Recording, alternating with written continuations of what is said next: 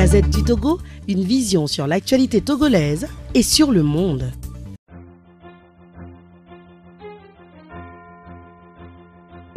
Le mardi 28 mars 2017, il y a tout juste un mois, à Accra, au Ghana, l'ancien Premier ministre britannique Tony Blair a cru devoir s'impliquer dans les débats actuellement en cours en Afrique, en s'érigeant notamment contre la limitation du mandat présidentiel sur le continent. Si Tony Blair se permet de venir sous nos fenêtres, s'extasier sur l'inutilité de la limitation du mandat présidentiel, c'est qu'il feint d'ignorer, pour des intérêts qui lui sont propres, qu'en Afrique, des militaires font irruption dans les bureaux de vote, armes au poing, pour emporter les urnes sous les bras. C'est en tout cas l'une des figures que présentent les processus électoraux dans un pays comme le Togo et qui justifie pleinement que pour empêcher le chef de l'État en exercice de s'accrocher indéfiniment et indûment au pouvoir, une limitation constitutionnelle de mandat s'impose.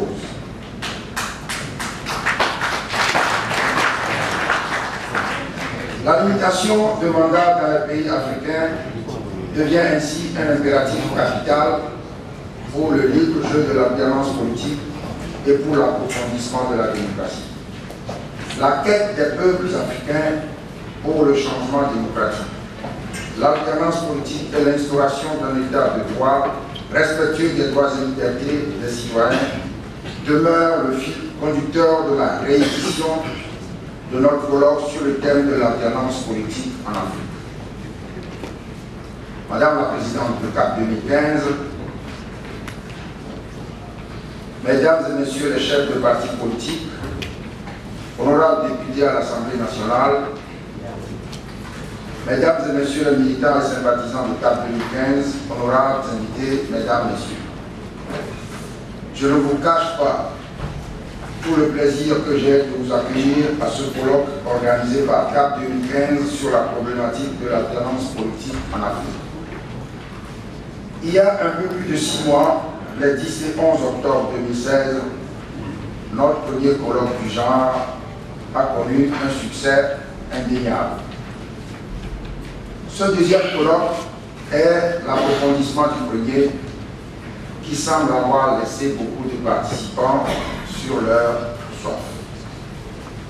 Eh bien, comme nous l'avions annoncé en octobre dernier, nous allons donc nous offrir l'opportunité de prolonger les débats entamés et d'élargir les horizons de nos réflexions.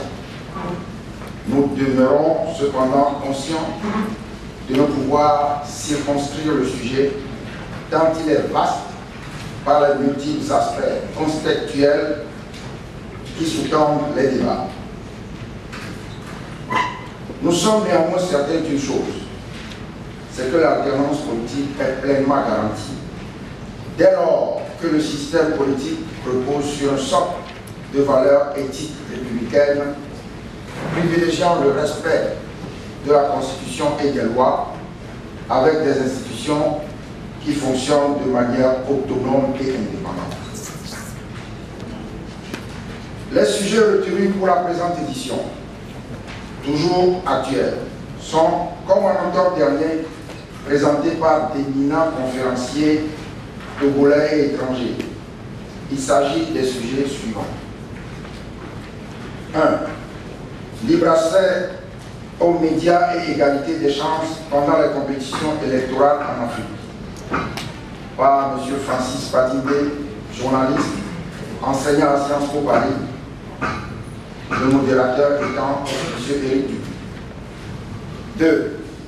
Contribution des confessions religieuses dans le processus de démocratisation du continent africain par le révérend père Pierre-Marie Chanel Afognon, directeur national de l'enseignement catholique, aumônier national des cadres catholiques du Togo, le modérateur étant la modérateur étant Madame Brigitte Adjana. 3. La communauté internationale et l'alternance politique en Afrique, par M. Albert Bourgi, professeur des universités, journaliste et consultant à Paris, le modérateur étant M. Patrick Lawson-Bambo. 4. Rôle et responsabilité des élites africaines dans la démocratisation du continent africain, par M.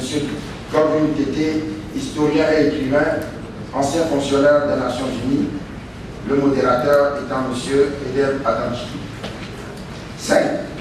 Le rôle de l'armée dans les processus de démocratisation en Afrique, par le professeur Agoumi Michel Boé-Akoué, professeur d'histoire à l'Université de Lomé, auteur et co-auteur de nombreux ouvrages, le modérateur étant Maître Isabelle Amegandi.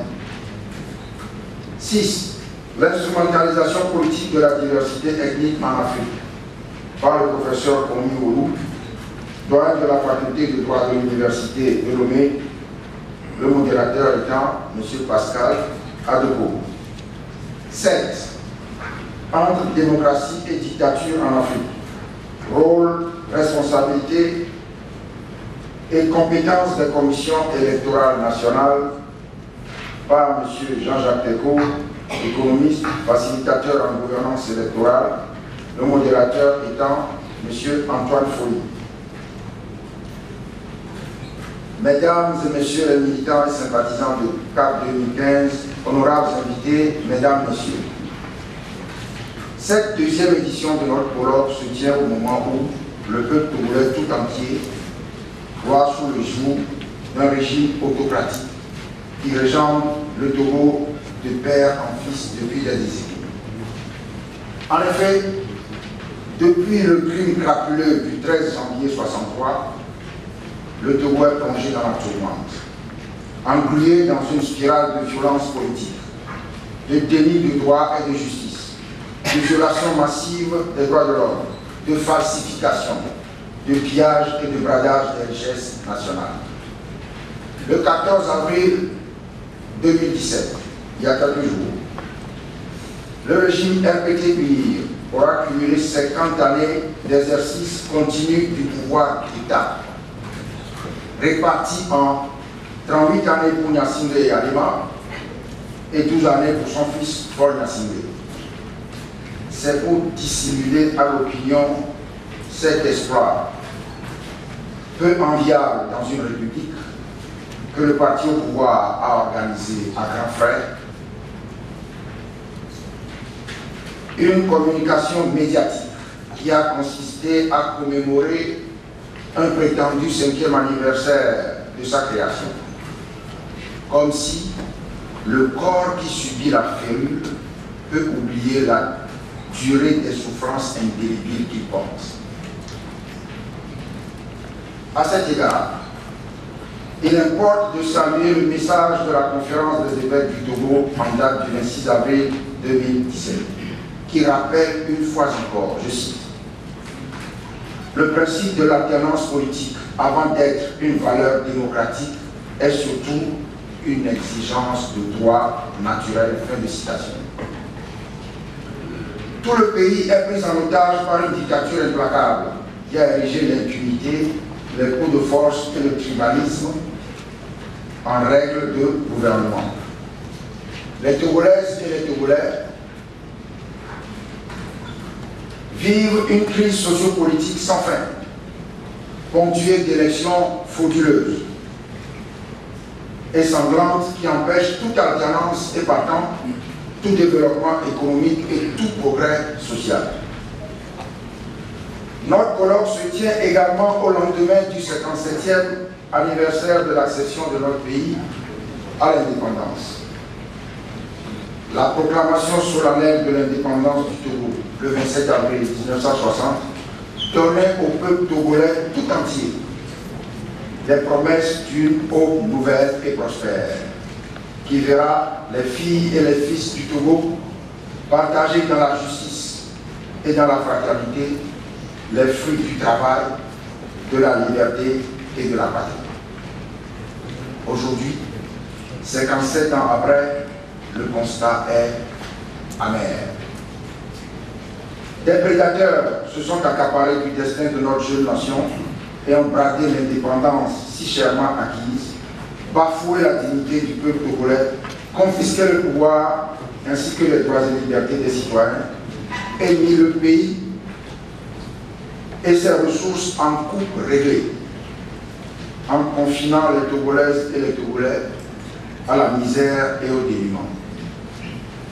Le combat de l'opposition togolaise qui amène CAP 2015 à organiser le présent colloque vise à mettre fin à cette situation. Honorables invités, mesdames, messieurs, comme en octobre dernier, je suis persuadé que la pertinence des sujets nourrira des débats riches et féconds, porteurs de nos espoirs, d'alternance politique et de changement démocratique. Je souhaite plein succès à nos travaux et déclare ouvert le deuxième colloque du CAP 2015 sur la problématique de l'alternance politique en Afrique. Je vous remercie. La Gazette du Togo, une vision sur l'actualité togolaise et sur le monde. Rejoignez-nous sur le www.lagazettedutogo.com ou sur nos comptes Facebook, Twitter et YouTube. Pour tout contact, écrivez à contact@lagazettedutogo.com ou appelez le 92 80 88 53. La Gazette du Togo, c'est l'information en continu.